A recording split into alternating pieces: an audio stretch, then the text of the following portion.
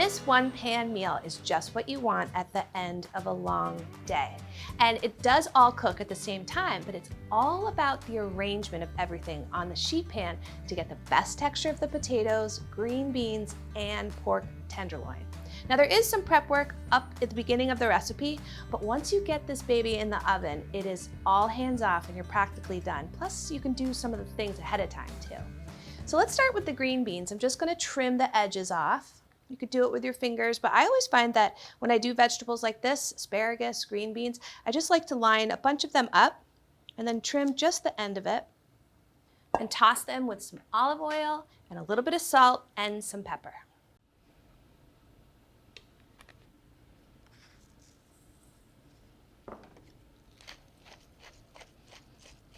So I have a nice sturdy rim baking sheet. And I mentioned arrangement. So let's put the green beans in the center. And you want to do it crosswise in the rim baking sheet.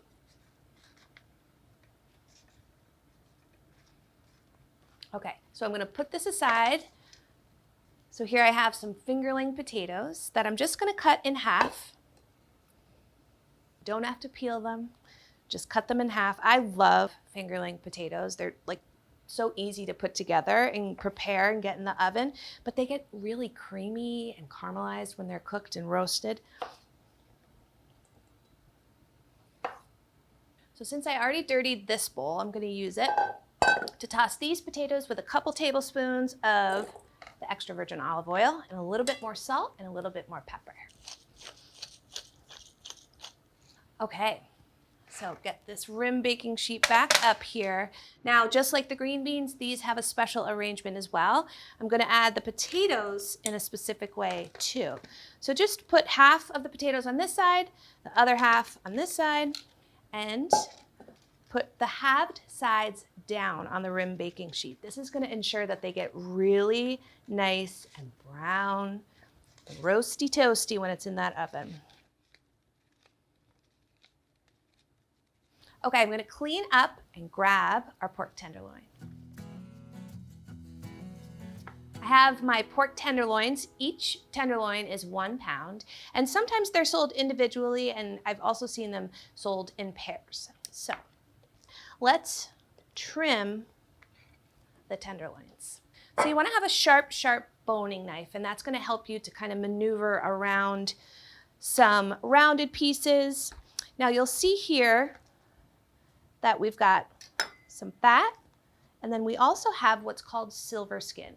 And silver skin is connective tissue. So when the pork cooks, the silver skin, if it's still on the pork, is going to shrink, and it's not gonna melt like fat does. It's not gonna render. So you wanna get rid of the silver skin, but leave some of the fat on there, because tenderloins, although they're tender, they're pretty lean. There's not a lot of marbling in them. So that fat is gonna help to make sure everything stays juicy. So what you do is you go to the end of your tenderloin, make a little pocket, and then this is where the sharp part comes in. You just use the tips of your fingers and grip the fat or the silver skin and just run your knife along the fat. And then eventually it just peels right off. So I didn't get a lot of the meat on there, but this is that connective tissue that would have shrunk, and it's not very enjoyable to eat. And I'm going to pat the tenderloins dry with paper towels. This is going to make sure that the pepper and the secret ingredient I have coming up sticks really nicely to the meat.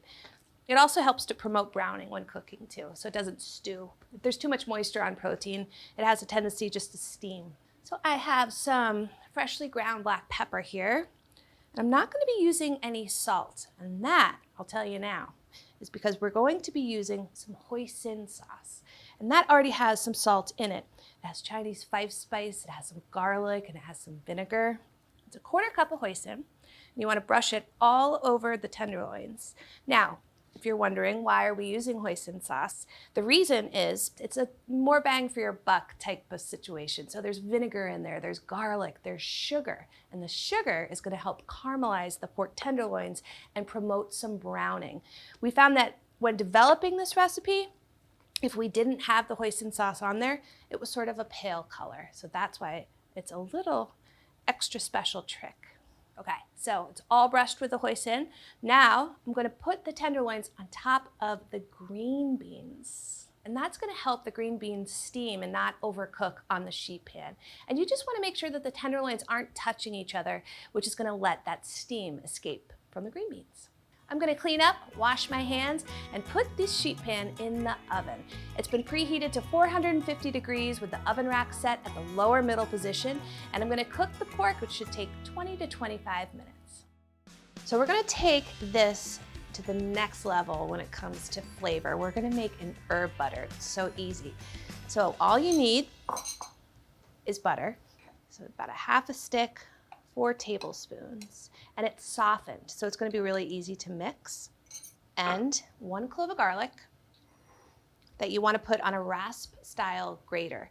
So I'm just going to grate it like this, and that's a really good way to make sure that there's a little bit of garlic in every bite, but also you don't have big chunks of garlic. And because this is going to go on the pork tenderloin and on the vegetables when they're warm, it's going to help to sort of quickly bloom the garlic too. Now I've got some chives. I'm going to mince a couple tablespoons here.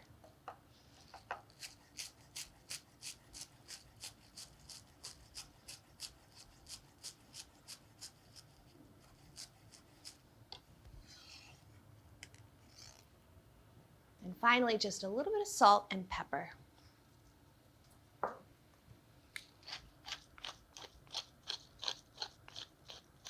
And give it a mix. This already smells so good. And it's not a ton of garlic flavor, it's just going to be just a little whisper of it. Okay, I'm gonna put this aside and go check on the pork. Yum.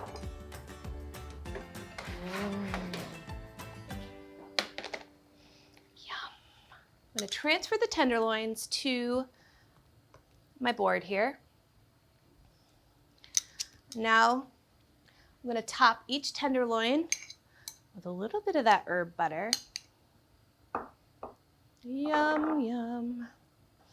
And what's going to happen now is while they rest, the butter's going to melt, and we're going to get some of that garlic flavor on the pork and some of the salt and the pepper and those chives. I'm going to put the foil on the tenderloins. Okay, we are almost done. We are in the home stretch. I'm just going to give this a good little toss. Just release any of the potatoes that are still on the pan. And you can see some of them got some beautiful browning. Okay, so while the pork is resting and that butter is melting, I'm gonna put the vegetables back in the oven just for about 5 to 10 minutes, just until they finish cooking and we get a little bit more browning on the potatoes.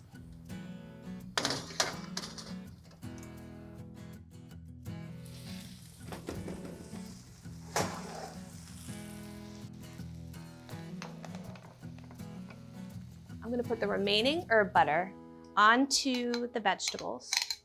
And now I'm going to give it a little toss just so the butter has a chance to coat all the vegetables. This looks and smells unbelievable. I'm going to transfer our super unbelievably flavorful vegetables to the platter.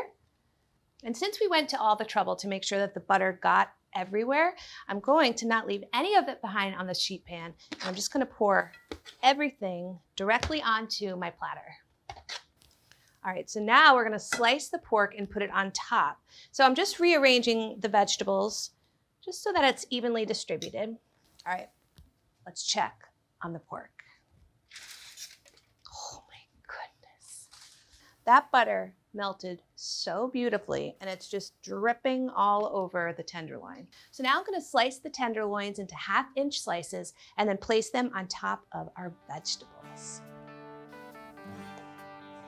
Oh my goodness, do you see how juicy this is? I'm just going to fan it out just to make it look a little prettier. Not that it needs my help.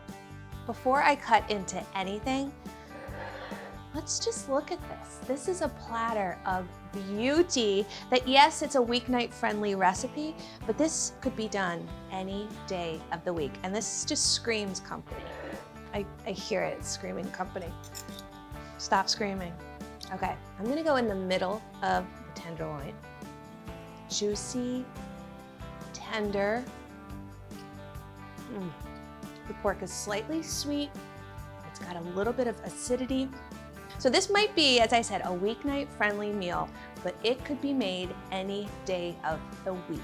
Tender green beans, juicy pork, and beautifully roasted potatoes. This is company-worthy food.